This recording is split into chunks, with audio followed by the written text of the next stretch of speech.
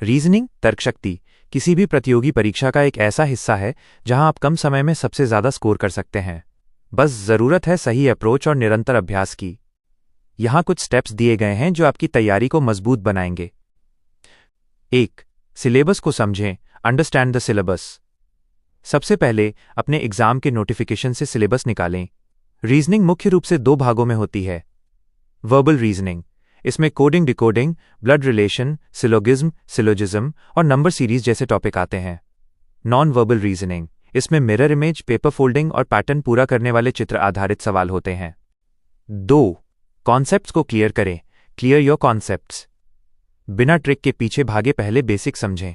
A to Z की place value, अक्षरों के नंबर जैसे A = 1, Z = 26 और उनके विपरीत अक्षर ऑपोजिट लेटर्स याद कर लें। दिशा ज्ञान, डायरेक्शंस, उत्तर, दक्षिण, पूर्व, पश्चिम का नक्शा दिमाग में साफ रखें। कैलेंडर और घड़ी, इनके बेसिक फॉर्मूले और कॉन्सेप्ट एक बार अच्छे से पढ़ लें। 3. शॉर्टकट ट्रिक्स और प्रैक्टिस। ट्रिक्स और प्रैक्टिस। रीजनिंग में समय बचाना ही असली खेल है। वर्गीकरण, क्लासिफिकेशन और सादृश्यता, एनालॉजी, इनके लिए आपका सामान्य ज्ञान जीके और बेसिक मैथ अच्छा होना चाहिए। पहेली, पजल्स और सिटिंग अरेंजमेंट, इन्हें रोजाना कम से कम 2-3 सेट सॉल्व करें। शुरुआत में समय लगेगा, लेकिन धीरे धीरे गति बढ़ेगी। 4. पिछले वर्षों के प्रश्न, PYQS। पिछले 5 सालों के पेपर सॉल्व करना सबसे जरूरी है। इससे आपको पता चलेगा कि एग्जामिनर किस तरह के जाल बुनता है और कौन से टॉपिक्स का वेटेज ज्यादा है। 5.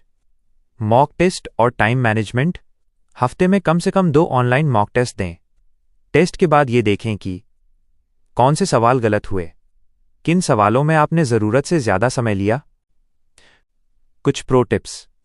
स्क्वायर और क्यूब, 1 से 30 तक के स्क्वायर और 1 से 20 तक के क्यूब याद रखें, यह नंबर सीरीज में बहुत काम आते हैं।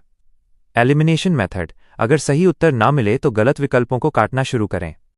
याद रखें, रीजनिंग पढ़ने का विषय नहीं बल्कि करने का विषय है। जितना ज्यादा आप पेन चलाएंगे उतनी ही आपकी बुद्धि तेज होगी।